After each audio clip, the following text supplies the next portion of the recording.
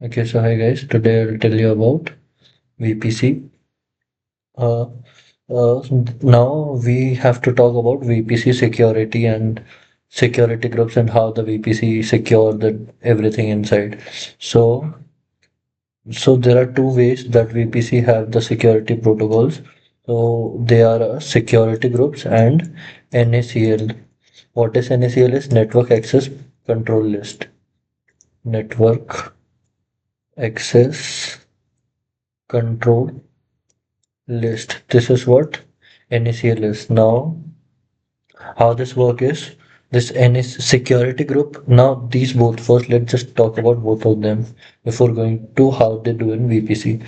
So, security group is stateful firewall, firewall, and NACL is stateless firewall. Now, I'll tell you the difference. Now, stateful firewall means supposedly you supposedly this is your EC2 instance and this is your another server. Now, in this EC2 instance, you have to accept some traffic. So what it can do is you could tell your inbound rules, your security inbound rules of secure your जो भी तुम्हारे security group के inbound rules हैं उसमें तुम inbound traffic accept कर लोगे इस EC2 इंस्टेंस का EC2 इंस्टेंस 1 और EC2 इंस्टेंस 2। तो अब अगर 2 में कोई ट्रैफिक भेजना है तो 1 तो जो 2 का सिक्योरिटी ग्रुप है उसके इनबाउंड रूल्स में हम 1 का ट्रैफिक एक्सेप्ट कर लेंगे। तो इसका मतलब ये नहीं है कि अब फिर इसका मतलब ये है कि 2 1 को ट्रैफिक वापस भी भेज सकता है बिना सेट करे।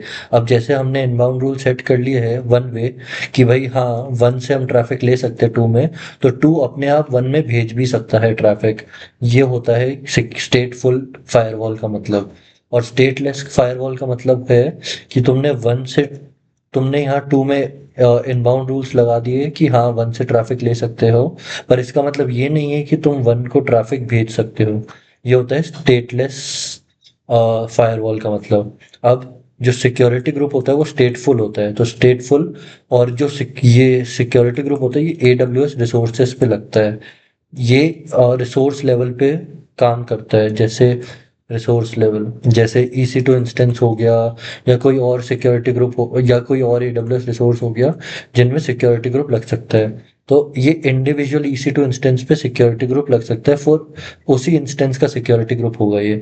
जैसे ये कोई EC2 इंस्टेंस है तो सिक्योरिटी ग्रुप इसके बाहर काम करता है, इसके बाहर ये सिक्योरिटी ग्रुप है ऐसे इसलिए। तो ये इस इंडिविजुअल AWS रिसोर्स पे काम करता है। और जो NACL है ये है स्टेटलेस। तो अब ये कैसे काम करता है ये मैं बताता हूँ एक VPC बना के। अब ये आपका एक VPC बना दिया आपने, ये आपका VPC हो गया। अब इसके अंदर एक सबनेट बना दिया मैंने, चलो सपोजिटली एक सबनेट है ये। अब पब्लिक सबनेट, ठीक है। अब इसके अंदर एक ये EC2 इंस्टेंस और इसके बाद ये इसका सिक्योरिटी ग्रुप। अब यहाँ पे ये जो NACL है ये सबनेट लेवल पे काम करता है। ऐसा कुछ NACL होता है, ये फायरवॉल प्रोटेक्शन है, ऐसे ऐसे आप कहीं पर भी डाल सकते हो। ये हो गया सबनेट लेवल पे। तो ये क्या करता है, ये EC2 इंस्टेंस का नहीं, ये सबनेट में घुसने वाला ट्रैफिक कंट्रोल करता है। तभी हम इसको बोलते हैं सबनेट लेवल फायरवॉल और सबनेट लेवल सिक्योरिटी। ये तो हो गई सिक्योरिटी ग्रुप, जो हो गया वो हमारा रिसोर्स जो रिसोर्सेस है उसके बेसिस पे सिक्योरिटी करते हैं कि रिसोर्स बेस्ड सिक्योरिटी या रिसोर्स बेस्ड फायरवॉल। और ये है सबनेट लेवल फायरवॉल। अब ये है आपका NACL। NACL अब एक एग्जांपल देके समझाता हूँ NACL कैसे काम करता है। सपोजिटली ये आपका बाहर से इंटरनेट है, इंटरनेट। अब इसको आपने यहाँ से इंटरनेट गेटवे के थ्रू अंदर भेजा। अब आपने NACL में डाल दिया है, NACL के जो इनबाउंड रूल्स है इसमें आपने डाल दिया है कि हाँ भाई आप बाहर से ट्रैफिक आप SSH करवा सकते हो। तो ये ट्रैफिक सबनेट के अंदर जाएगा और फिर ये ट्रैफिक सिक्योरिटी ग्रुप देखेगा कि हाँ सिक्योरिटी ग्रुप के इनबाउंड रूल से भी एसएसएच हो सकता है, तो फिर ये EC2 इंस्टेंस को एक्सेस कर पाएगा। पर अगर सपोजिटली आपके सिक्योरिटी ग्रुप ने डाला हुआ है कि हाँ भाई हम एसएसएच कर सकते हैं, पर जो NACL है इसके इनबाउंड रूल्स में आपने एसएसएच में ये किया हुआ है कि नहीं आप एसएसएच नहीं कर सकते, तो जो इंटरनेट वो आएगा पर वो सिक्योरिटी ग्रुप तक जाएगा ही नहीं, क्योंकि ये NACL जो है नेटवर्क एक्सेस कंट्रोल लिस्ट, ये इसको सबनेट लेवल पे ही डिनाई कर देगा परमिशन कि नहीं नहीं आप सबनेट के अंदर ही नहीं जा सकते, तो इसको EC2 इंस्टेंस का एक्सेस नहीं मिलेगा। तो ऐसे NACL काम करता है। अब सपोजिटली सेम अगर आपने सिक्योरिटी ग्रुप से कुछ आउटबाउंड रूल डाला है कि भाई हाँ हम बाहर इंटरनेट में एक्सेस कर सकते हैं, पर आपने NACL में अगर नहीं डाला है वो आउटबाउंड रूल, तो इसका मतलब ये है कि सिक्योरिटी ग्रुप से EC2 इंस्टेंस से बाहर जाएगा, पर सबनेट लेवल पे वो डिनाई हो जाएगी रिक्वेस्ट और वो SSH इंटरनेट को नहीं एक्सेस कर पाएगा जो EC2 इंस्टेंस है। तो इसलिए NACL अब ये इसलिए यूज करते हैं क्योंकि सपोजिटली आपके पास बहुत सारे अंदर EC2 इंस्टेंसेस हैं और बहुत सारी चीजें, तो इसके लिए आपको सबके इंडिविजुअल सिक्योरिटी ग्रुप को आपको अपना एडिट करना पड़ेगा, सबके इंडिविजुअल इनबाउंड रूल्स एडिट करने पड़ेंगे। इससे बढ़िया अगर सपोजिटली आपका ये प्राइवेट आपने इसको प्राइवेट सबनेट बना दिया है, ये आपका प्राइवेट सबनेट है। अब आपको चाहिए कि भाई बाहर से कोई इसको एक्सेस ना कर पाए लेकिन अंदर से सब एक्सेस कर पाए, तो आपने एक NACL लगा दिया इधर और NACL पे इनबाउंड रूल्स डाल दिए कि SSH कोई नहीं कर सकता इसमें, और इसके आउटबाउंड रूल्स में डाल दिया कि हाँ भाई ये इंटरनेट एक्सेस SSH कर सकता है। तो इसके अंदर जितने भी EC2 इंस्टेंस है वो सब में ये फायरवॉल लग जाएगी अपने आप, क्योंकि ये सब EC2 इंस्टेंस सबनेट के अंदर है। ऑल्सो जो आपका जो आपका NAC सबनेट है, एक सबनेट एक सबनेट एक ही NACL लगा सकता है, मतलब जो आपका कोई एक सबनेट है इसमें आप एक ही NACL प्रोटेक्शन लगा सकते हो, एक ही NACL प्रोटेक्शन लगा सकते हो या NACL फायरवॉल, इसके ज्यादा नहीं लगा सकते। पर जो एक NACL है वो वो कितने भी चाहे इनफाइनाइट सबनेट पे लग सकती है, मतलब कि कितनी भी आपके पास 10 सबनेट है एक VPC के अंदर, तो आप सब पे एक ही NACL लगा सकते हो अगर आपका मन हो, पर सबके पास एक ही NACL का मतलब एक, और आपके पास एक ही सबनेट है तो आप उस पे दो NACL नहीं लगा सकते, आप सिर्फ एक NACL फायरवॉल लगा सकते हो। तो ये हो गया सबनेट NACL और सबनेट के सिक्योरिटी ग्रुप और NACL के बारे में। और NACL में rules, NACL work work on rules NACL। अब ये वर्क ऑन रूल्स मतलब इसके अंदर आप रूल्स डिफाइन करते हो, जो भी रूल्स होते हैं। अब अगर आप जब एक VPC होता है जो डिफॉल्ट VPC है, उसमें एक डिफॉल्ट अगर आप बनाओगे तो एक डिफॉल्ट NACL होगी, उसका मतलब होता है कि वो बाय डिफॉल्ट सारा ट्रैफिक, मतलब स्टार का मतलब होता है सारा ट्रैफिक, उसके इनबाउंड रूल्स में सारा ट्रैफिक आएगा और आउटबाउंड रूल्स में भी सारा ट्रैफिक जा सकता है, इसका मतलब वो बाय डिफॉल्ट सब ट्रैफिक को एक्सेप्ट कर रहा है और भेज रहा है। पर अगर आप अपनी कस्टम NACL, आप अगर कोई न्यू NACL बनाओगे, अपनी आप न्यू NACL बनाए, तो इसमें बाय आप जब अगर ये कस्टम बना रहे हो आप न्यू, तो डिफॉल्ट नहीं है, तो इसका मतलब ये बाय डिफॉल्ट सारा ट्रैफिक रिजेक्ट करेगा, रिजेक्ट इनबाउंड रूल्स में इनबाउंड रिजेक्ट रिजेक्ट करेगा सारा ट्रैफिक, और आउटबाउंड रूल्स भी सब रिजेक्ट करेगा। तो आपको इसके रूल्स लगाने पड़ेंगे कि भाई क्या क्या आप कौन सा ट्रैफिक एक्सेप्ट करना चाहते हो। तो जो हमने VPC बनाया था हम उसमें एक NACL बनाएंगे, हम उसमें एक NACL बनाएंगे, उसमें हम रूल्स डिफाइन करेंगे। अब इसके अंदर जो रूल्स डिफाइन होते हैं वो नंबर्स पे होते हैं। सपोजिटली आपने एक रूल बना दिया 100 पे टू एक्सेप्ट SSH, ये इनबाउंड रूल आपने बना दिया NACL पे टू एक्सेप्ट, एक रूल्स नंबर्स बेसिस पे डिफाइन होते हैं, तो 100 पे आपने लिख दिया SSH एक्सेस कर सकते हो, 200 पे लिख दे SSH एक्सेस नहीं कर सकते। तो जब आप इस पे SSH करोगे तो वो सबसे पहले 100 वाला देखेगा, जो नंबर जो लीस्ट नंबर है, जो हायर प्रायोरिटी वाला नंबर है, उसको हायर प्रेफरेंस दी जाएगी। तो वो इस 200 वाले रूल तक आएगा ही नहीं, वो 100 देखेगा कि भाई पहले सब जो हायर प्रायोरिटी वाला रूल है उसने एक्सेप्ट करा दिया SSH, तो वो SSH कर जाएगा। और ये जो 200 पे आपने रिजेक्ट लिखा है कि नहीं SSH नहीं हो सकता, तो ये नहीं, ये यहाँ तक पहुंचेगा ही नहीं। इसलिए जो भी रूल्स होते हैं वो आपको नंबर, और जो AWS है वो बाय डिफॉल्ट कहता है कि जो भी आपके रूल्स है वो आप 100 के डिफरेंस पे लगाओ, कि जही आपने एक रूल लगा दिया 100 पे, तो दूसरा लगा दो 200, 300, 400, ऐसे रूल्स आप डिफाइन कर दो। और एक बाय डिफॉल्ट रूल होता है स्टार। इसका मतलब होता है अगर ये कोई से भी रूल्स, अगर जब NACL फायरवॉल पे कुछ ट्रैफिक आता है तो सारे रूल्स देखता है लाइन बाय लाइन। अगर इनमें से कुछ भी नहीं होता तो एक बाय डिफॉल्ट लास्ट रूल होता है स्टार, मतलब जो भी चीज़ है उसको रिजेक्ट करने की, एक्सेप्ट नहीं करेगा वो रिजेक्ट कर देगा। तो ये स्टार होता है, ये बाय डिफॉल्ट रूल लगा हुआ होता है हर NACL में, कि अगर ऊपर वाले कोई से भी रूल्स नहीं लगे तो स्टार वाले रूल पे जाएगा और जो भी ट्रैफिक है उसको रिजेक्ट कर देगा। तो दिस इज व्हाट NACL। अब this can be used in a way की नाउ यू वांट कि भाई ये सबनेट पे एक EC2 इंस्टेंस है और आप इसको नहीं एक्सेस करना चाहते, तो आप उसके लिए एक NACL लगा दोगे और उसका इनबाउंड रूल्स लगा दोगे कि नहीं, इसमें ये बात कोई कोई पर्टिकुलर ट्रैफिक, सपोजिटली SSH ही आप इस पे नहीं करना चाहते, तो आप उसके बाद उसका सिक्योरिटी ग्रुप की जगह आप उसको NACL लेवल पे ही, सबनेट लेवल पे ही ट्रैफिक को ब्लॉक कर सकते हो। तो this is one of the use case.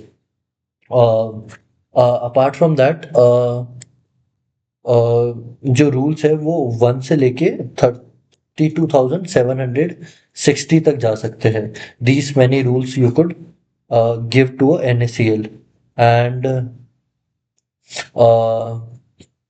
if you want to block a specific, the use cases are several, but the main use cases are if you want to block a specific IP, then NACL is a great way to block it। और supposedly आप अपने subnet पे ये, आप अपने ये subnet पे इधर आप इस सबनेट पे आपको स्पेसिफिक ट्रैफ IP एड्रेस जो 172.168.2.3 नहीं आना चाहते, तो आप उसको यहाँ पे ही ब्लॉक कर दोगे। अगर आप अंदर जाके हर EC2 इंस्टेंस का सिक्योरिटी ग्रुप पे लगाते जाओगे तो वो बहुत लंबा प्रोसेस हो जाएगा। इसलिए आप सबनेट लेवल पे NACL को बोलोगे कि इस पर्टिकुलर IP का एड्रेस ब्लॉक कर दो, तो अब वो पर्टिकुलर IP से जितनी भी ट्रैफिक आएगी वो सब एक्सेस नहीं कर पाएगी आपके सबनेट वाले इंस्टेंसेस को। तो this is why NACL is widely used। Apart from that, these are the two ways in which VPC have the security thing, which एक हो गया कि भाई NACL से प्रोटेक्शन हो गई, वन इज EC2 के सिक्योरिटी ग्रुप से। तो सिक्योरिटी ग्रुप के बाद NACL वाली प्रोटेक्शन। अब आपको चाहिए कि अब आपको दोनों में, अगर आपने ये दोनों लगाया है तो बाय डिफॉल्ट आपको इसके इनबाउंड रूल्स और सिक्योरिटी ग्रुप के इनबाउंड रूल दोनों को एक बार को सेट करना पड़ेगा। अब एक और टर्म होता है एमफेरल पोर्ट्स। ये एक VPC का पार्ट है। इसका मतलब होता है सपोजिटली ये आपका सोर्स सर्वर है, इसका IP है, या फिर इसका IP कुछ भी ले लो आप, 10.2.3.4, और इसका जो पोर्ट है वो हो गया सपोजिटली 5532। तो ये एक ट्रैफिक भेज रहा है आपके डेस्टिनेशन सर्वर को। इसका IP हो गया 172.3.4.1 सपोजिटली, और इसका पोर्ट हो गया सपोजिटली 20 कर लो। तो जो ये आपको इधर ट्रैफिक भेजेगा, इसके बीच में ये ऑफ कोर्स NACL की प्रोटेक्शन और इसका सिक्योरिटी ग्रुप की प्रोटेक्शन, बट और जनरली बता रहा हूँ, अगर ये इसको ट्रैफिक भेजेगा तो इसकी इनबाउंड रूल्स, इनके इनबाउंड रूल सेट करने के बाद जब ये वापस ट्रैफिक भेजेगा, तो जो ये क्लाइंट बोल लो, तो ये जो क्लाइंट का पोर्ट है, इस पोर्ट को हम एम्फेरल पोर्ट्स बोलते हैं। अगर जो इस और ये जो ट्रैफिक है ये कोई सा भी नहीं, अगर ये जो ट्रैफिक भेज रहा है इसका रिटर्न ट्रैफिक आएगा तो वो इस जिस पोर्ट पे आएगा उस पोर्ट को हम एम्फेरल पोर्ट्स बोलते हैं। ये आपको ध्यान रखना है कि जो एम्फेरल पोर्ट्स है वो रिटर्न ट्रैफिक एक्सेप्ट करता है फ्रॉम द डेस्टिनेशन सर्वर। जो क्लाइंट सर्वर है वो अगर कोई ट्रैफिक भेज रहा है तो उसका रिटर्न ट्रैफिक जिस पोर्ट पे आएगा वो एम्फेरल पोर्ट होगा। और इसके अलावा एक और चीज़ है अब जब हमने एक पूरा वीपीसी बना दिया है तो इसके बाद मैं आपको एक कंसोल पे ले जाके दिखा देता हूँ। कंसोल पे गए हम,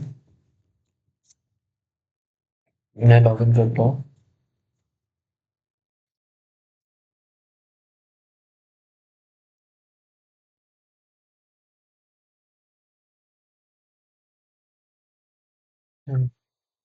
मोस्टली यही सब होता है वीपीसी में। अब इसके अलावा बस वीपीसी पेयरिंग और वीपीसी कनेक्ट। तो हम यहाँ पे गए अपने वीपीसी में। हम वीपीसी में गए, आप कोई सा भी अपना ले सकते हो। हमने उस दिन शायद यूएस यूएस वेस्ट वन लिया था। तो हमने वीपीसी में गया, ये मेरा माई प्लॉट वीपीसी है। अब यहाँ पे जाएंगे आप, ये network ACL NACL network access control list. आप ये देख सकते हो कि बाय डिफॉल्ट जो है ये इनको ये मिले हुए इनके दो इनबाउंड रूल्स है। इनबाउंड रूल्स को दिखा देता हूँ मैं। ये जो इनबाउंड रूल्स हैं ये बाय डिफॉल्ट 100 पे लगाया हुआ है रूल, और सारा ट्रैफिक एक्सेप्ट कर रहे हैं फ्रॉम एनीवेयर अलाउ। और आउटबाउंड रूल्स भी सेम है, ये बाय डिफॉल्ट सारा ट्रैफिक भेज सकते हैं अलाउ। तो जब सारा ट्रैफिक भेज सकते हैं तो ये जो बाय डिफॉल्ट स्टार वाला है ये आ ही नहीं सकता। तो अगर आपको अपना खुद का एनएसीएल बनाना है तो आप यहाँ पे जाइए क्रिएट एनएसीएल। आप नाम दे दीजिए my public subnet NACL CL. अब आप इसको वीपीसी सेलेक्ट कर लीजिए, माई प्लॉट वीपीसी, और बस आप क्रिएट कर दीजिए। अभी आपका एनएसीएल क्रिएट हो गया माई पब्लिक। अब आप देख लीजिए डिफ़ॉल्ट है ये नहीं, तो आपने उसके बाद आप इनबाउंड रूल्स पे जाएंगे, अब आप फ़िल्टर कर लीजिए माई प्लॉट वीपीसी। अब आप इसके इनबाउंड रूल्स में देखिएगा, आउटबाउंड रूल्स में देखिए, बस एक डिफ़ॉल्ट है कि सारा ट्रैफिक रिजेक्ट कर रहे हैं। अब आपको इनबाउंड रूल्स में अगर आपको अब आप अगर इस जो नेट अब ये एनएसीएल है, अब सबनेट एसोसिएशन, अब एक इसको अगर हम पब्लिक सबनेट से हम ऐड कर देते हैं। अब अगर आपके पब्लिक सबनेट में जो ईसी टू इंस्टेंस है अभी तक वो इंटरनेट को एक्सेस कर पा रहा था, पर अब आपने इसको एक फायरवॉल लगा दी है एनएसीएल, जिसके इनबाउंड रूल्स ये है कि सारा ट्रैफिक रिजेक्ट होगा। तो अब अगर भले ही अगर उसके सिक्योरिटी ग्रुप में एसएसएच की परमिशन है, पर वो सबनेट लेवल पे ही रिजेक्ट हो जाएगा। तो इसके लिए आप एडिट इनबाउंड रूल्स करेंगे, उसके बाद एक ऐड न्यू रूल करेंगे। आप यहाँ पे रूल नंबर दे सकते हो 100 जैसे मैंने दे दिया, कस्टम टीसीपी, या फिर आप इसको कुछ भी दे सकते हो जो भी आपका एसएसएच दे दिया है, पोर्ट 22 फ्रॉम एनीवेयर।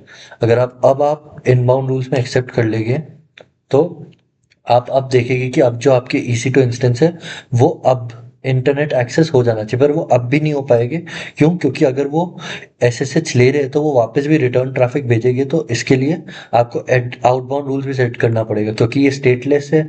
तो स्टेटलेस में क्या होता है कि आप एक ही तरफ आपका रूल सेट होता है। अगर आपको दोनों तरफ रूल सेट करना है, दोनों तरफ का ट्रैफिक को एक्सेस करना है, तो आपको दोनों तरफ आपका जो रूल है वो ऐड करना पड़ेगा। तो मैं आउटबाउंड रूल्स में भी एसएसएच कर देता हूँ फ्रॉम एनीवेयर। तो अब आप देखेंगे कि मैंने इनबाउंड और आउटबाउंड रूल्स दोनों लगा दिए। तो अब वो सबनेट लेवल पे एक्सेप्ट भी करेगा और सबनेट लेवल से वापस ट्रैफिक भेज भी देगा। तो अब आपका जो पब्लिक सबनेट है वो इंटरनेट एक्सेस कर पाएगा। सपोजिटली आपको इंटरनेट एक्सेस नहीं करवाना, या किसी पर्टिकुलर किसी आप एक और रूल ऐड कर सकते हो यहाँ पे 200 पे। आप यहाँ पे कुछ भी पर्टिकुलर आईपी एड्रेस एचटीटीपी कुछ भी आप चीज़ है उसको यहाँ पे अलाउ या रिजेक्ट डिनाई करा सकते हो। अब आपने अलाउ कर दिया, डिनाई कर दिया, तो अब जो भी आपको अपने सबनेट लेवल पे सिक्योरिटी देनी है आप अपने वीपीसी के हिसाब से वो सबनेट लेवल पे सिक्योरिटी दे सकते हो। अब एक और चीज़, ये हो गया एक कंप्लीट वीपीसी का स्ट्रक्चर। अब अगर आपको चाहिए कि आपके ये एक वीपीसी और ये दो वीपीसी आपस में कैसे कनेक्ट कर पाए, तो as such VPC can not contact each other, so there is this thing VPC known as VPC peering। अब ये क्या हेल्प करती है, it helps to VPC to connect to each other. तो जो भी दो वीपीसी के अंदर EC2 इंस्टेंसेस या whatever services are running, तो वो आपस में कनेक्ट कर पाएगी, क्योंकि एक वीपीसी के अंदर जितने भी EC2 इंस्टेंसेस है वो लोकली आपस में कनेक्ट कर सकते हैं, दैट इज बाय डिफॉल्ट। पर अगर इसको किसी और वीपीसी के EC2 इंस्टेंसेस से कनेक्ट करना है, तो उसके लिए इसको एक वीपीसी पेयरिंग बनानी पड़ेगी। तो वीपीसी पेयरिंग कुछ नहीं होता, आप अपना एक सोर्स, और VPC peering across region, VPC peering can be across region since VPC are bounded by region। तो अगर आपको किसी और रीजन के किसी EC2 इंस्टेंस से कनेक्ट करना है तो वो भी आप कर सकते हो। Can be across different AWS accounts, अगर आपका कोई और अकाउंट है तो आप वो पे भी कर सकते हो। और different account and different region, ये दो चीज आपकी, आप कोई से भी वीपीसी से आप पेयर कर सकते हो। और थर्डली, अगर आप वीपीसी पेयर करो तो मेक श्योर कि अगर आपने वीपीसी पेयरिंग कर दिया, इसका मतलब ये नहीं है कि उसके अंदर जितनी भी सर्विसेज है वो आपस में कनेक्ट कर पाएगी। उसके लिए आपको मेक रूट टेबल्स और मेक रूट्स, आपको उसके लिए रूट टेबल जो थी, आपको उनके लिए रूट भी देना पड़ेगा पर्टिकुलर। इस वीपीसी के इंस्टेंस को इस वीपीसी के इंस्टेंस से कनेक्ट करना है तो आपको उसको एक रूट भी देना पड़ेगा, तो वीपीसी के जो इंस्टेंसेस है आपस में कनेक्ट कर सकते हैं। अब इसके लिए जो सोर्स वीपीसी है उससे आपको वीपीसी पेयरिंग में जाना, मैं आपको दिखाई देता हूँ। यहाँ जाएंगे आप, यहाँ पे जाइए आप नीचे, यहाँ पे होगा ट्रांजिट गेटवे, पेयरिंग कनेक्शन। आप यहाँ पेयरिंग कनेक्शन में जाइए और क्रिएट पेयरिंग कनेक्शन। अब यहाँ पे जाइए आप इस पेयरिंग कनेक्शन को दे दे फर्स्ट वीपीसी पेयर। अब इसमें आप रिक्वेस्टर, जो आपका सोर्स वीपीसी है, तो मेरा सोर्स माई प्रॉड वीपीसी है तो मैं इसको दे रहा हूँ। यहाँ पे आपका साइडर ब्लॉक लिखा आ गया। अब आप यहाँ पे अगर दूसरा अकाउंट है तो यहाँ पे अकाउंट आईडी वीपीसी आईडी भी दे सकते हो। अगर दूसरा रीजन है तो आप यहाँ पे रीजन और वीपीसी आईडी दे सकते हो। मैं इसी के डिफॉल्ट वीपीसी से इसको अटैच कर देता हूँ, जो डिफॉल्ट वीपीसी। और एक और चीज़ का ध्यान रखना, जो आप दोनों वीपीसी को पेयर कर रहे हो उनके जो साइडर ब्लॉक है और उनकी जो आईपी रेंजेस है वो आपस में ओवरराइट नहीं होने चाहिए। तो आप देख सकते हो इसका जो साइडर है वो 10.0.0.16 है और इसका अलग है, तो ये आपस में ओवरराइड नहीं कर रहे, तो ये वीपीसी कनेक्ट पेयर हो सकते हैं। अब मैंने क्रिएट पेयरिंग कनेक्शन कर दिया, अभी पेयर हुआ नहीं है, अब एक पेयरिंग रिक्वेस्ट जाएगी जो अपने डिफॉल्ट वीपीसी पे जाएगी।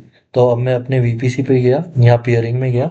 अब ये मेरा इसी रीजन में है तो इसलिए मैं यहाँ पे जाके एक्सेप्ट रिक्वेस्ट कर सकता हूँ। अगर किसी और में होता तो वो पेयरिंग कनेक्शन में जाके रिक्वेस्ट जाके एक्सेप्ट रिक्वेस्ट करेगा तो वो पेयर हो जाएगा। तो आप ये देखिए मैंने एक्सेप्ट कर ली रिक्वेस्ट, और अब मेरे यहाँ पे वीपीसी दोनों पेयर हो गए। अब रूट टेबल्स में जाऊंगा तो मुझे अपने रूट बनाने पड़ेंगे, जो भी आपके EC2 इंस्टेंसेस है वो। और इस तरीके से आप वीपीसी को आपस में पेयर कर सकते हो। अब एक और चीज ये है, जो वीपीसी पेयरिंग होती है ये नॉन ट्रांजिटिव होती है, नॉन ट्रांजिटिव होती है, which means supposedly your A VPC A is paired with VPC B and VPC B is paired with VPC C. That doesn't mean that VPC A is also paired with VPC C. If you want that, तो आपको, तो what you have to do is, तो आपको A को B के साथ भी VPC pair बनाना पड़ेगा और A को C के साथ भी VPC पेयर बनाना पड़ेगा तब, और B C से, तो इस तभी जाके A और C आपस में VPC पेयर कराएंगे। अगर ये A और B आपस में है और B और C आपस में है, तो ये तीन VPC की बात कर रहा हूँ मैं, तो C और A आपस में है, ये नहीं है कि C और A भी आपस में अपने जो इंस्टेंसेस है वो कनेक्ट कर सकते हैं। That doesn't mean, if you want that, तो उसके लिए आपको एक थर्ड वीपीसी पेयर बनाना पड़ेगा which is between A and C. Okay, so this is all about VPC peering. Now, if you now there are one more thing, VPC endpoints. Now VPC endpoints are what? So basically, if you have your EC2 instance in your particular VPC and you want this EC2 instance to have access to your other AWS services, supposedly S3. Now S3 is a serverless service and it runs on public internet. अब ये public internet से चलती है, all anything you had here is over the public internet. So what it does is, if you want this to have to connect to S3, so you want कि भाई ये public subnet में होनी चाहिए पहली बात, क्योंकि public subnet internet से है, तो आप first thing you could do is you could get a NAT gateway, और you could just with NAT you could have a internet gateway and उसके थ्रू आप इसको एक्सेस कर सकते हो. This is the basic way to connect your VPC to S3. But there is this VPC endpoint. What it does is, this is your, or if you want कि भाई private subnet वाला भी हो, अगर यहाँ प्राइवेट सबनेट है तो भी आप नेट पे जाएंगे, नेट गेटवे के थ्रू इंटरनेट गेटवे पे जाएंगे एंड S3 को एक्सेस कर पाओगे. But what is happening here is, you are going through internet to access your S3, which is like the uh, default thing to have access to your S3. Now if you want कि भाई मुझे internet पे नहीं जाना है, I want to privately access my S3 इनसाइडली और behind the scene, तो ऐसे आप एक्सेस कर सकते हो VPC एंड पॉइंट्स के थ्रू. एंड पॉइंट्स, नाउ ये दो टाइप के होते हैं. एक होता है इंटरफेस एंड पॉइंट और एक होता है गेटवे एंड पॉइंट. अब जो इंटरफेस एंड पॉइंट होता है, ये एंड पॉइंट होता है सबसे costliest and point. What it does is, it basically gives you access to all the other AWS services privately without going on the internet. So now if you want to access all the AWS services which are outside your VPC, but then you don't have to go to the internet. So what you're gonna take help is, you're gonna take help of VPC endpoints. Now, firstly, let's talk about interface endpoint. So this is your VPC. Inside that you have your private subnet. Private subnet है. अब क्या होगा कि ये costly, it is costly because it gives you connection to almost connect to almost all AWS services privately, and that is why it is costly. It charges you money. So this is your EC2 instance. So what it does is, here is your something जो भी symbol होता है, this is VPC endpoint interface. ये आपके इसी subnet में आ जाएगा, and it has this ENI. ENI is nothing but Elastic Network Interface. So this is just nothing that what it will do is, here is your EC2 instance. It will go to your VPC endpoint, and with the help of Elastic Network Interface, it's just the IP address. So what it will do is, it will help you give access to all the other AWS services. ये service 1, service 2, service 3, ये AWS services है. So what it is doing is, without going on the internet, it is giving you access to all the other AWS services. And supposedly you have your SNS और SQS और S3, कोई भी service हो, ये आपको सारी services पे access करने का वो दे देगी, and that is why it is costly. Now apart from that, the second is gateway endpoint. Now this is a free endpoint. It is free, it doesn't charge you anything, but the only limitation is, it gives you access to only 2 AWS services. One is S3, which is like a object storing service, and the other one is DynamoDB. So now these are the two services. Now how it will do is, now this is your VPC, so it is gonna do the same thing only. This is your security group or EC2 instance. Then here is your VPC endpoint interface. Now this interface will directly give you access to S3 and DynamoDB, but only 2 services are there with this gateway and point. Now अगर आपको कोई और services को access करना है जो VPC के बाहर है पर इंटरनेट पे नहीं जाना, तो you have to use interface endpoint. पर अगर S3 और डायनेमो डीबी को ही करना है तो usually people prefer a gateway endpoint because this is like a free service and you don't have to pay any charges to AWS, but it is just the limitation is it is gonna charge it is gonna be accessing you only two services. But yeah, so this is all about the VPC endpoints. Now there is two more things. VPC, I'll show you here only, you could see it. So uh, here is the endpoints. If you want to create, you can create endpoints, but then it's not preferred because AWS is gonna charge you for that. Now after that, there is VPN connection. Now supposedly, I'll show you a picture. Or wait, I'll just make. So supposedly your VPC, what here is your data center. Data center. Now this is your VPC and what you want is your private subnet. This is your private subnet and here is your instance.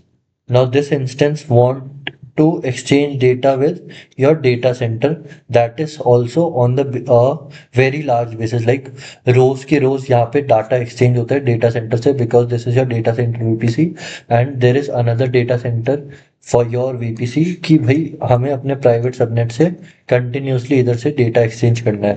तो VPC peering won't help you in this because VPC peering सिर्फ AWS से AWS different reason या फिर AWS दूसरे account पे pair कर सकता है, पर कोई और डेटा सेंटर जो होगा VPC पेयरिंग उधर हेल्प नहीं करेगा। तो अगर आपको दूसरे उससे कनेक्ट करना है डेटा सेंटर से तो that you could do with the help of VPN और VPN is virtual private network, virtual private network through the VPN. I'm saying not with VPN. So what you are gonna do is now there is two type of connection. First is site to site VPN connection. Now second is direct VPN connection. अब ये दो type of connections है. Now obviously I am telling you this is the costliest VPN connection because it directly connects. Now I'll tell you how it connects. So now this is your VPC, this is your data center. Now you want to connect your subnet, you connect your EC2 instance to this data center. So you make a VPN gateway. Now here is your internet gateway. These both things are not same. Internet gateway is not same as VPN gateway. अब जो VPN gateway है ये सिर्फ connect करता है to connect, it just connects your EC2 instances or the subnets to your data center. It does not gives you internet access, it doesn't give you, it just connects you. So and all the data that you want to transfer, it is being transferred through tunnels. Now this is what I am telling you about site to site VPN connection. इसमें क्या होता है कि यहाँ पे आपने एक VPN gateway बना दिया। अब जो आपका जो प्राइवेट सबनेट का डेटा है और जो डेटा सेंटर का डेटा है तो आप यहाँ से टनल्स के थ्रू जो डेटा है वो डेटा सेंटर्स में जाता है और ये जो टनल्स है ये VPN site to site connection में डेटा ट्रांसफर के लिए काम आता है। These tunnels are nothing but the sending of data from one place to another. जैसे एड्रेस बसेस होती है it is similar to that but it is just for the transfer of one the data of one VPC to the data center of another organization or any organization। अब क्या होगा कि ये तो हो गया site to site now VPN it is a bit latency इसमें थोड़ी ज़्यादा लगती, a bit high latency just because the data is getting transferred, it is a bit slow, in comparison with and all of these things I'm saying, ये जो compare in comparison with direct connection DX, let's say. अब जो direct connection है ये क्या करता है? Direct connection, ये आपका एक VPC है, ये आपका एक डायरेक्ट डेटा सेंटर है। डेटा सेंटर, ये डायरेक्टली आपके डेटा सेंटर को VPC से कनेक्ट कर देता है। ये आपका इंस्टेंस है, ये आपका डेटा सेंटर है, यहाँ पे आपका डेटा है। ये डायरेक्टली कनेक्ट कर देता है आपके डेटा सेंटर को आपके VPC से, और इसके बीच में आपको कोई टनल और कोई भी चीज़ का ट्रांसफर नहीं होता, ये डायरेक्टली कनेक्ट करता है। It is fast, it is low latency, इसमें लेटेंसी भी कम लगती है, और इसीलिए मोर प्रेफरेबल, मोर प्रेफरेबल।